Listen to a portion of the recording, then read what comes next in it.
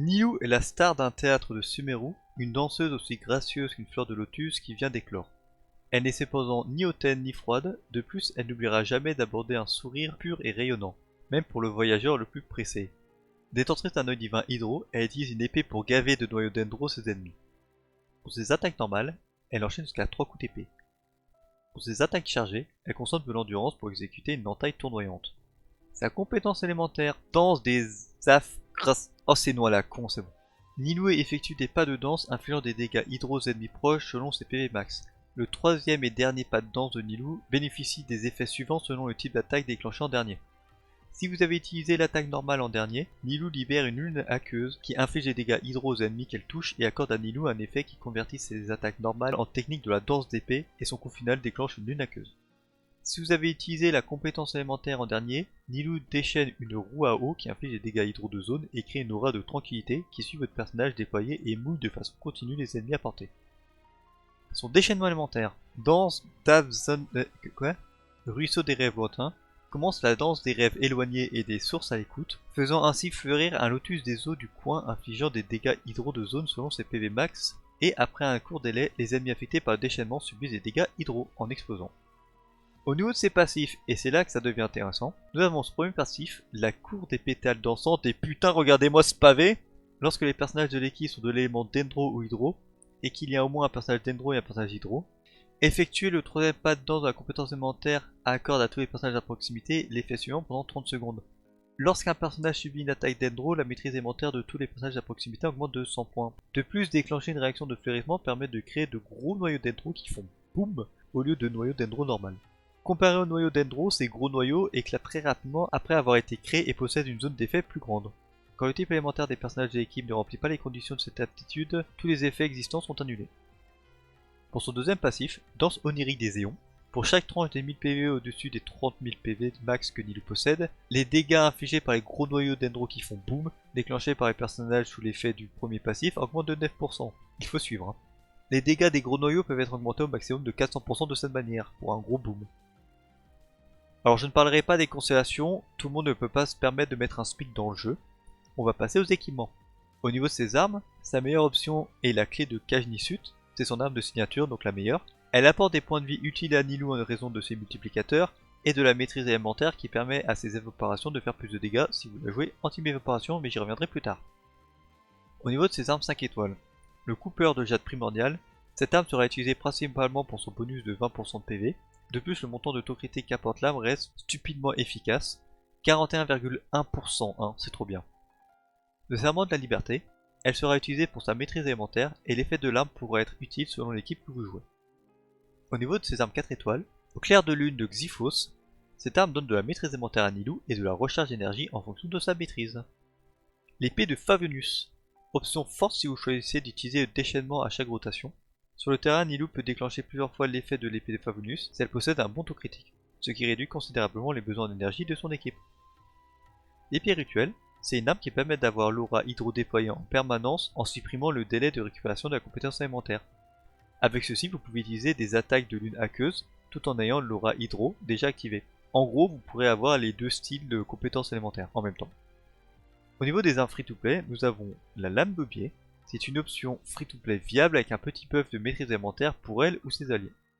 La piqûre du fer, c'est une arme qui peut être forgée et offre à Nilou de la maîtrise élémentaire dont elle a besoin. Le messager de l'aube est une option très puissante mais qui demande de rester haut en points de vie. Avec elle, vous oubliez le fleurissement, puisqu'effectivement le fleurissement vous met des dégâts dans la gueule.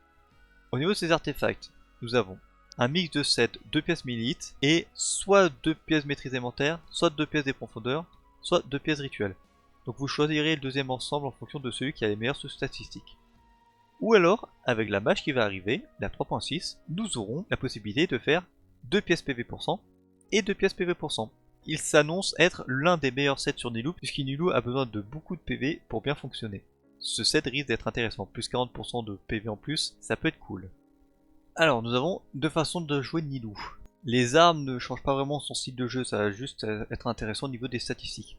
Si vous voulez la jouer en team fleurissement de la manière la plus classique pour ce quoi elle a été conçue, alors vous aurez, pour la fleur et la plume, en stade secondaire, priorité sur les PV% et la maîtrise élémentaire, logique, de la recherche d'énergie si vous voulez avoir le déchaînement plus fréquemment, Et du critique, c'est pour le fun même si je vois pas trop l'intérêt. Pour le sablier, la coupe et le diadème, ça sera du PV% en main statistique, de la maîtrise élémentaire, de la recherche d'énergie et un peu de critique pour la stat secondaire. Ensuite, si vous voulez jouer Nilou un peu plus orienté dégâts, qui prendrait du coup le rôle d'un Tartaglia ou d'un Hayato, dans ce cas-là, au niveau de la fleur et la plume, il va falloir se concentrer sur le taux critique, les PV%, la recherche d'énergie et la maîtrise élémentaire en dernier. Pour le sablier, PV% en stade principal, et en stade secondaire, du critique, de la recherche d'énergie et de la maîtrise. Pour la coupe, une coupe de dégâts hydro afin d'optimiser ses dégâts. En stade secondaire, du taux critique, du dégât critique, PV%, recherche d'énergie et ainsi de suite. Et pour le diadème, vous avez le choix entre soit du taux critique, soit du dégât critique en fonction de ce qui vous manque. Et pour les stats secondaires, du coup, du PV%, de la recherche d'énergie et de la maîtrise élémentaire. Au niveau de ses équipes, étant donné que Nilou est assez restreinte au niveau de ses équipes à cause de son passif et ses effets de fleurissement, nous aurons du coup une équipe avec 2 Dendro et un autre Hydro. Dans ce cas-ci, pour les personnages Dendro, vous mettez ce que vous avez. Si vous avez Naïda, c'est très bien, même c'est parfait. Collet qui fait très bien l'affaire. Le voyageur Dendro, au moins vous êtes sûr de l'avoir. Ou Yao Yao pour le soin, puisque les effets de fleurissement vous mettent plein de dégâts dans la gueule. Et pour le dernier personnage, le personnage Hydro, essayez d'opter pour du heal. Kokomi, elle fait très bien l'affaire, elle soigne très bien. Barbara, voilà un intérêt de Barbara, elle fait très bien l'affaire aussi. Elle possède un bon soin et c'est cool. Et Candace, si vous avez Candace C6, elle combote très bien avec Nilou, mais très bien même. Mais si vous l'avez pas C6, je vous recommande une option un peu plus défensif, du soin et c'est très bien. Si on a une compétition avec Nilou avec 3 personnages Hydro, dans ce cas-là, le personnage Dendro aura un autre rôle, il sera plutôt sur le terrain. Alors vous pouvez utiliser Alaitam dans ce cas-là, Naïda si vous l'avez, et les autres personnages Dendro, le voyageur, Collet et Yao Yao pour le soin. Pour les Hydro, vous pouvez vous permettre de mettre un personnage un peu plus orienté dégâts, par exemple Xingqiu ou Yelan et Hayato. Et ensuite un personnage Hydro qui heal, Kokomi, Barbara. J'ai quand même rajouté Kanda si jamais vous avez déjà Yao Yao. Après vous faites ce que vous voulez, il n'y a pas de manière fixe de jouer le personnage. Tant que vous respectez que du Dendro et de l'Hydro, vous pouvez mettre ce qui vous voulez, il n'y a pas de restriction. Mettez du soin quand même, vous risquez de prendre plein dans la gueule.